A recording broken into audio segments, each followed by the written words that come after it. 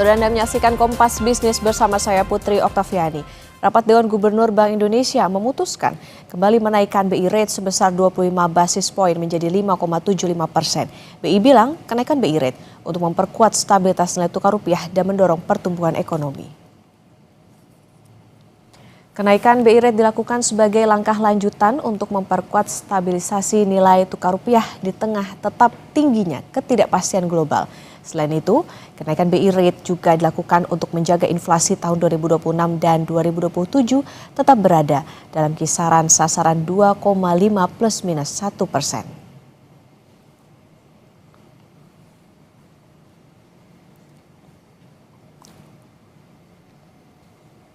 Setelah bertahan selama 8 bulan di level 4,75, bunga acuan Bank Indonesia mendadak naik drastis pada 20 Mei 2026. BI rate naik 50 BPS ke 5,25%. Ekonom bilang ini kenaikan yang tidak biasa saat rupiah melemah dalam waktu yang tidak singkat. Rupanya kejutan tak berhenti. Tak sampai sebulan, BI rate kembali naik 2 kali, yaitu 9 Juni ke 5,5% dan 18 Juni ke 5,75%.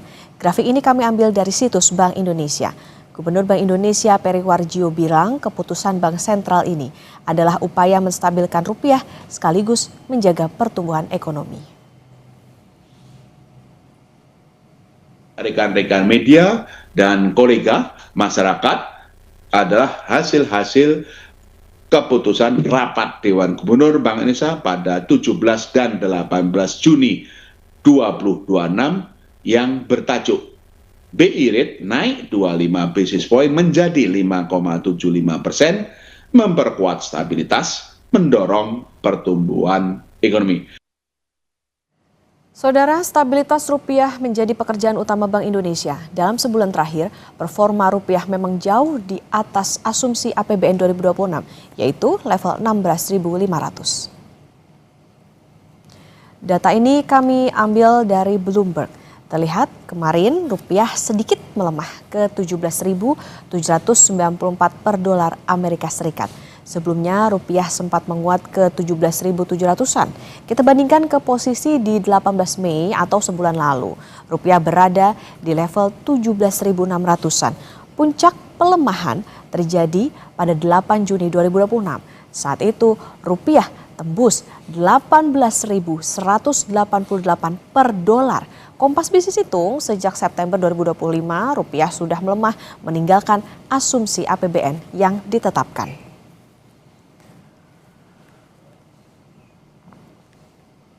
Menko Perekonomian Erlangga Hartarto meminta perbankan tidak buru-buru menaikkan bunga kredit setelah BI rate naik agresif 1 persen poin dalam 1 bulan terakhir. Ya tentu harapannya kan ke depan kredit tetap jalan. Pak, soal BI rate kan udah naik 100 BPS ya Pak, itu dampaknya ke masyarakat sama pelaku usaha gimana ya? Ya ini relaynya kan ada transmisi terkait kenaikan bunga kredit. Nah diharapkan tentu Himbara tidak terlalu cepat juga untuk menaikkan. Otoritas Jasa Keuangan bilang keputusan Bank Indonesia menaikkan BI rate ke 5,75% sudah tepat dan dihormati. Selanjutnya OJK akan melakukan asesmen dampak kenaikan ini terhadap industri perbankan. Seperti apa Bu? Kita menghormati semua keputusan yang diambil oleh Bank Indonesia dan kami yakin mereka sudah melakukan assessment secara cermat ya, dan kita tentu dari OJK kita akan melakukan assessment juga terhadap perbankan kita dari berbagai sisi yang mungkin terdampak dari kenaikan BI rate tersebut. Tapi intinya kita mendukung dan semoga harapannya terbaik. Bank Indonesia menaikkan BI rate untuk menstabilkan rupiah, tetapi bagaimana persepsi masyarakat atau level akar rumput terhadap kebijakan ini? Apakah bank akan menaikkan bunga cicilan dan simpanan? Kompas Bisnis akan tanya ke Kepala Ekonom Bank Permata Joshua Pardede. Selamat pagi Mas Joshua. Selamat pagi Okta.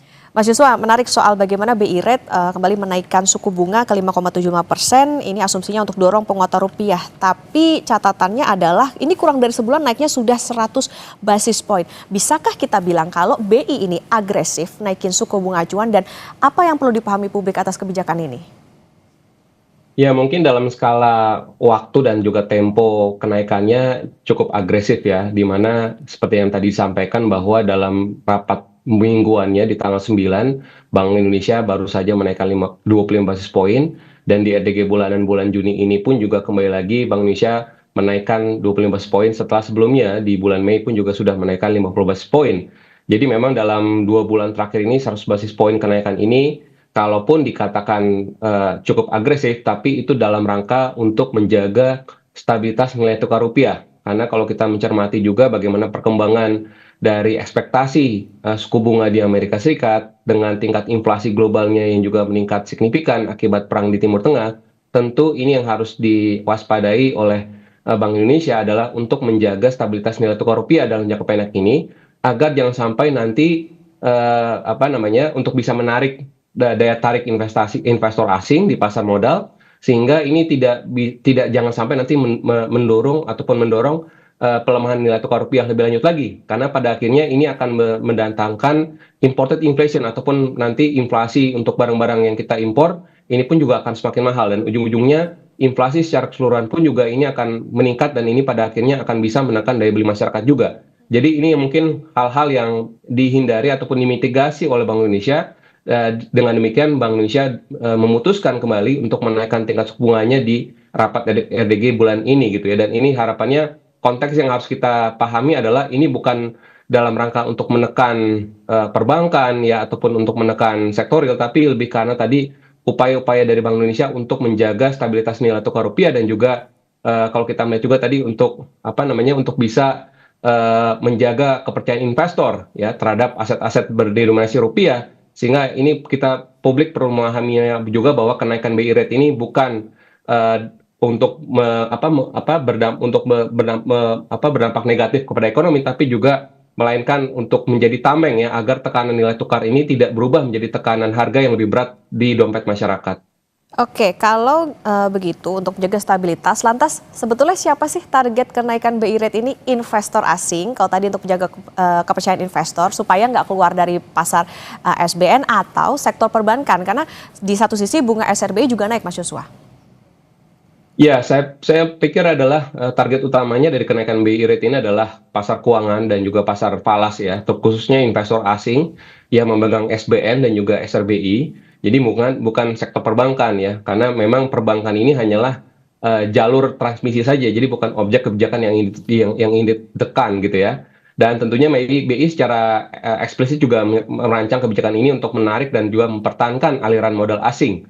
Dan ini bukti nyatanya juga sudah diumumkan bahwa BI menjaga struktur tadi suku bunga SRBI ya, baik dari tenor 6 sampai dengan 12 bulan, agar tadi sejalan dengan kenaikan BI rate sehingga ini akan bisa tetap menarik investasi portofolio asing, dan juga BI tetap akan melanjutkan pemberian insentif ya, penurunan biaya lindung nilai bagi investor asing sebesar 10% tadi untuk mengkompensasi ya kewajiban yang selama ini mereka tanggung. Dan ini hasilnya sudah mulai terlihat ya, di mana di kuartal kedua ini sudah mulai terlihat aliran modal asing masuk ya, khususnya di pasar obligasi dan pasar SRBI, sekalipun memang di pasar sahamnya masih terjadi outflow. Namun yang mungkin kita harus kembali lagi, yang kami ingin tekankan tadi sekali lagi adalah BI kembali lagi ingin berupaya untuk menyeimbangkan ya kenaikan suku bunga acuan ini dengan paket kebijakan makroprudensial yang masih tetap longgar, artinya agar perbankan ini juga tetap bisa menyalurkan kredit gitu ya, dan BI tetap kembali membuka lelang instrumen repo ya untuk 3, 6, 9 dan 12 bulan untuk menjaga kecukupan likuiditas. Dan artinya ini juga secara kesimpulannya adalah kenaikan BI rate ini tadi diarahkan untuk lebih ke arah keluar gitu ya, untuk menjaga rupiah dan juga menahan aliran modal asing keluar. Sementara itu kebijakan makroprudensialnya tadi akan tetap longgar, ini guna untuk menjaga kepentingan domestik ya dalam negeri untuk dapat bisa memastikan agar kredit ke sektor real ini tidak terputus. Oke, Mas Yusuf, tapi gini, ada yang menarik soal survei Litbang Kompas yang mengatakan masyarakat merasakan tekanan ekonomi yang berat. Ini juga tadi dimention soal bagaimana akan berdampak pada bagaimana kenaikan bunga kredit, kemudian juga tidak hanya ke masyarakat tapi juga ke industri, ke pengusaha, soal bagaimana naiknya biaya pembiayaan usaha dan juga ruang ekspansi yang juga makin sempit. Nah, kalau bicara soal masyarakat, sejauh mana kenaikan BI rate ini bisa berdampak ke terutama kelas menengah? Ya, saya melihat memang kelas menengah ini yang adalah kelompok masyarakat yang akan paling terdampak ya, karena mereka masih memiliki cicilan yang berjalan dengan bunga mengambang dan juga karena masih memiliki kredit KPR ya dengan skema bunga tidak tetap dan juga nasabah kredit kendaraan bermotor, pemegang kartu kredit yang outstandingnya cukup besar dan juga pelaku usaha kecil ya yang memang punya pinjaman modal kerja gitu ya. Sehingga artinya memang meskipun memang ini tidak langsung ya, ada mekanisme yang tidak langsung yang juga perlu kita cermati karena ketika memang biaya pinjaman ini naik gitu ya, tapi dunia usaha memang cenderung biasanya akan menunda ekspansi gitu ya, mengurangi kapasitas produksinya dan juga lebih hati-hati dalam misalkan kenaikan upah gitu ya. Dan bagi kelas menengah ini juga yang bergantung pada lapangan kerja di sektor swasta, ini efeknya memang akan lebih menyakitkan lagi gitu ya, karena memang kenaikan cicilan KPR ini akan bisa mendorong kenaikan cicilan KPR mereka.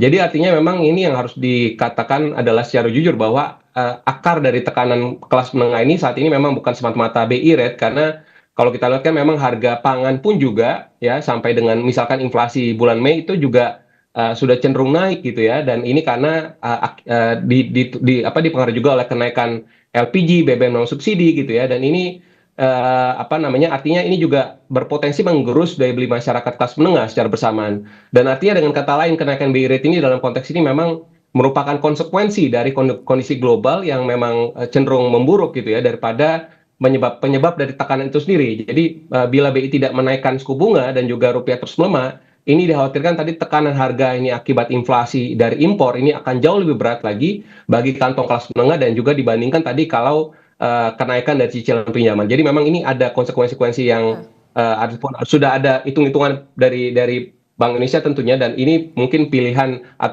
kebijakan yang paling optimal. Oke, kalau itu dikatakan paling menekan ke kelas menengah, lantas butuhkah sebetulnya atau adakah harusnya hitung-hitungan dari pemerintah misalnya insentif buat kelas menengah, karena selama ini untuk subsidi nampaknya kayaknya lebih menyasar ke yang prasejahtera begitu dibandingkan dengan kelas menengah. Iya betul juga, ya ini juga sejalan dengan reportnya World Bank yang baru saja dirilis ya, di mana jumlah kelas menengah kembali lagi menurun, dan ini tentunya karena kenaikan upah real dari masyarakat pekerja ini terus mengalami penurunan ya dibandingkan dengan kondisi sebelum pandemi.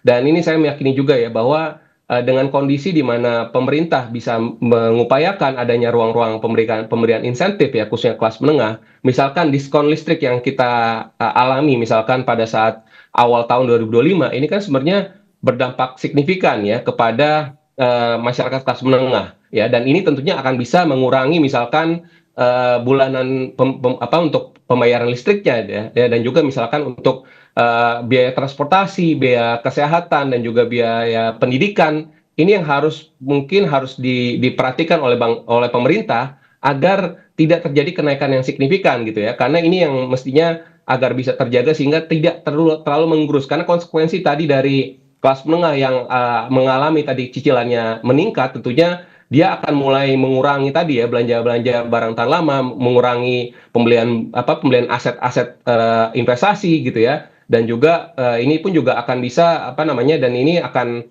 mempengaruhi juga nantinya kualitas kreditnya kalau misalkan belanjanya mereka ini semakin membengkak tanpa ada disupport oleh pemerintah tadi terkait dengan beberapa diskon tarif ataupun belanja yang mungkin bisa diupayakan oleh pemerintah. Oke, baik Mas Yusuf, nanti kita lanjutkan kembali dan saudara tetap bersama kami di Kompas Bisnis.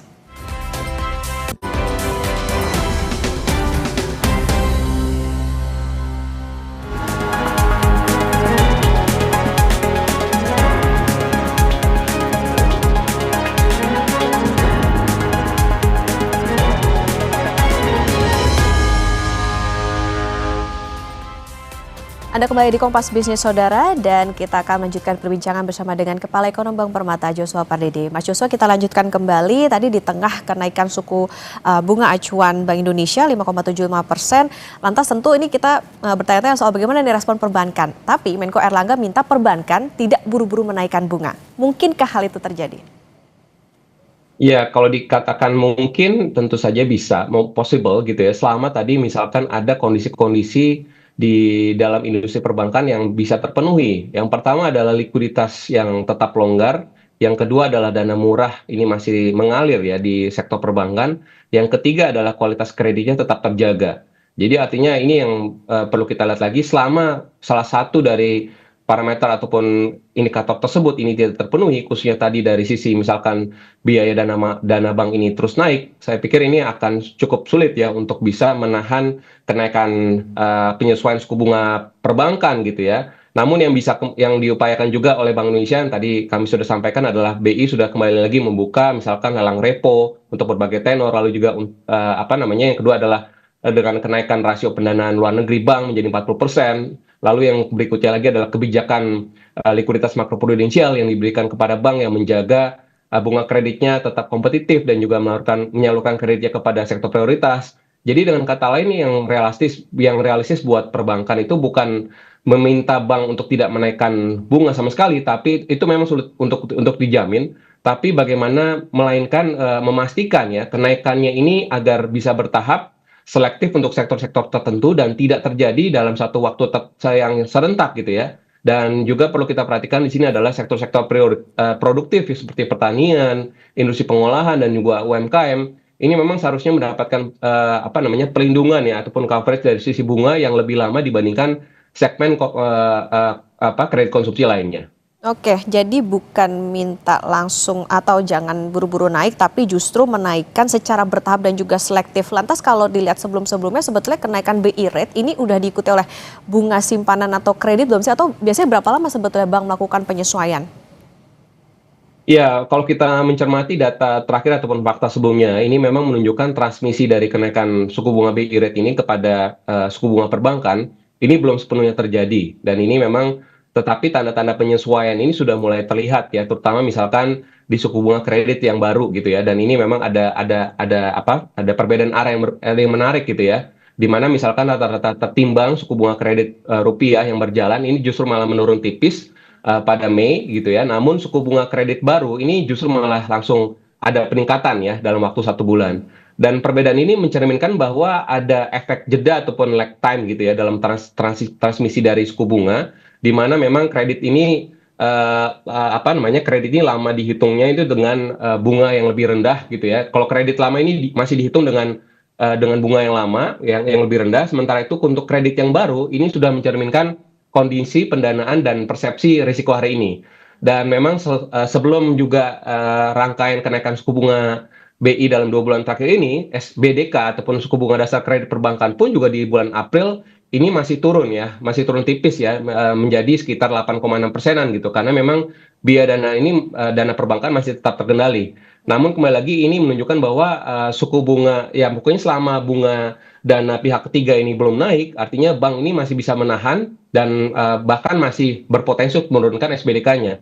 Tapi tadi kalau kenaikan biaya dana dari perbankan ini sudah mulai terlihat, memang ini transmisinya memang akan juga lebih cepat gitu ya. Tapi memang secara umum pola-pola historisnya saya pikir memang dari sisi untuk penyesuaian SBDK ya mungkin sekitar 1 hingga 3 bulan. Sementara itu suku bunga kredit biasanya kalau kita lihat secara historisnya itu 3 hingga 6 bulan dan pada akhirnya dampaknya kepada perekonomian real ini akan membutuhkan waktu 6 hingga 12 bulan. Sehingga makanya dampak penuh dari kenaikan BI rate di bulan Juni ini kemungkinan ini baru akan terasa di semester kedua 2026 paling cepat ataupun juga misalkan di awal 2027. Sehingga dan kita berharap tadi bahwa ketiga prasyarat terkait dengan likuiditas, risiko kredit dan juga biaya dana perbankan ini yang tetap bisa murah ini agar bisa terpenuhi, agar tadi penyesuaiannya tidak terlalu signifikan. Oke, ini yang perlu diperhatikan oleh masyarakat terutama yang punya beban kredit, tentu nanti harus dilihat bagaimana di beberapa bulan di antara jeda dari bulan Juli ini. Nah, Mas Joshua, OJK juga bilang akan melakukan assessment dampak BI rate ke perbankan. Kira-kira Apa sih yang akan dilakukan oleh OJK? Ya, kalau kita mencermati berdasarkan data dan juga bagaimana historical pengawasan dari OJK, tentunya asesmen OJK ini kemungkinan akan berfokus pada 4 pilar ya, likuiditas, kualitas kredit, profitabilitas, dan juga kecukupan modal. Dan kalau kita melihat misalkan likuiditas, tentunya OJK akan memantau apakah rasio-rasio dari alat liquid terhadap dana pihak ketiga tetap aman di atas ambang batas kehati-hatian. Sharing tadi memang kompetisi perebutan dana ini masih cukup hangat ya, dan dan ini akan bisa mempengaruhi nanti kecepatan dari penyelesaian suku bunga kredit. Meskipun memang AL per DPK saat ini masih relatif masih manageable 24,74%, tapi memang kenaikan suku bunga deposito ini mulai terjadi, dan ini karena memang ini tidak agar perlu dipantau gitu ya, agar jangan sampai nanti terjadi perang bunga yang tadi akan bisa mempengaruhi juga kecepatan dari penyelesaian suku bunga. Yang kedua adalah kualitas kredit. Tentunya OJK ini akan mencermati bagaimana sektor-sektor yang paling sensitif terhadap kenaikan suku bunga. Ya, tadi khususnya UMKM, KPR, kredit kendaraan bermotor, lalu kredit konsumsi. Lalu yang berikutnya tadi profitabilitas. OJK akan mengkaji bagaimana apakah margin bunga bersih bank ini mulai tertekan karena suku bunga simpanannya naik lebih cepat dibandingkan suku bunga kredit. Dan terakhir tadi adalah kecukupan modal.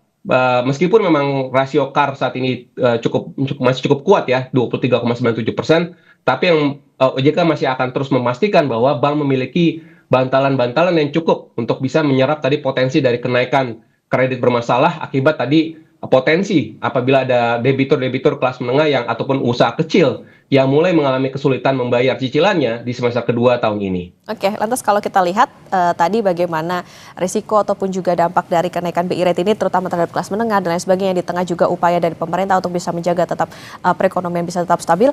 Apakah kebijakan ini menurut Mas Joshua lebih banyak membawa manfaat atau justru risiko buat perekonomian Indonesia saat ini? Ya, kalau kita lihat dalam jangka pendek memang kebijakan ini lebih banyak membawa manfaat, dalam artian tadi dalam jangka pendek risikonya akan dalam jangka menengah ini risikonya akan membesar ya. Tadi jika tidak diimbangi juga dengan kebijakan fiskal dan juga pengelolaan likuiditas yang tepat. Dan yang pertama tadi manfaatnya rupiah sudah perlahan-lahan diperkirakan akan mulai mengalami penguatan gitu ya, dan juga tanpa ada kenaikan suku bunga BI dalam 2 bulan terakhir ini, tentunya nilai tukar rupiah kemungkinan pun juga masih akan mungkin levelnya masih akan di level yang tertekan gitu ya. Yang kedua tadi adalah bagaimana mempertahankan kepercayaan investor ya terhadap aset-aset keuangan Indonesia. Dan juga yang ketiga tadi adalah membangun benteng ya terhadap inflasi dan juga kenaikan harga-harga barang impor gitu ya. Karena tadi ini yang harus diantisipasi oleh Bank Indonesia. Dan tentunya risiko yang perlu harus diwaspadai tadi adalah risiko tadi tekanan terhadap konsumsi kelas menengah. Karena memang penjualan eceran sudah mulai tertekan, ya indeks kepada konsumen masyarakat juga sudah mulai turun, dan ini juga diperhadapkan lagi kepada prospek bunga kredit yang baru ini akan juga cukup meningkat. Sehingga memang kalau kita melihat secara keseluruhan, memang skenario terbaiknya memang tadi adalah kalau kita melihat ke depannya, kami melihat bahwa 5,75% ini mungkin sudah mendekati titik keseimbangan gitu ya. Artinya memang kalau rupiahnya sudah stabil dan juga pasar investor asing sudah kembali lagi masuk ke pasar keuangan, artinya terdapat ruang juga untuk Bank Indonesia untuk ke depannya dalam jangka pendek ini pun juga untuk mempertahankan suku bunga ke depannya gitu ya. Dan artinya pemerintah juga ini harus mengambil peran lebih lagi dalam hal di sisi fiskalnya dengan memperkuat belanja yang produktif yang langsung bisa menjaga daya beli masyarakat, khususnya masyarakat kelompok rentan, memperbaiki juga rantai pasok pangan yang tadi untuk meredam inflasi bergejolak ya, atau terkait dengan antisipasi Godzilla El Nino di semester 2 tahun ini, dan juga menjaga kredibilitas fiskal agar tadi fiskal ini tetap di bawah 3% terhadap PDB, dan juga memastikan agar perbankan ini tetap menyalurkan kreditnya kepada sektor-sektor produktif gitu ya, dan juga sektor-sektor yang bisa menciptakan lapangan pekerjaan. Jadi kombinasi kebijakan ini tidak bisa kita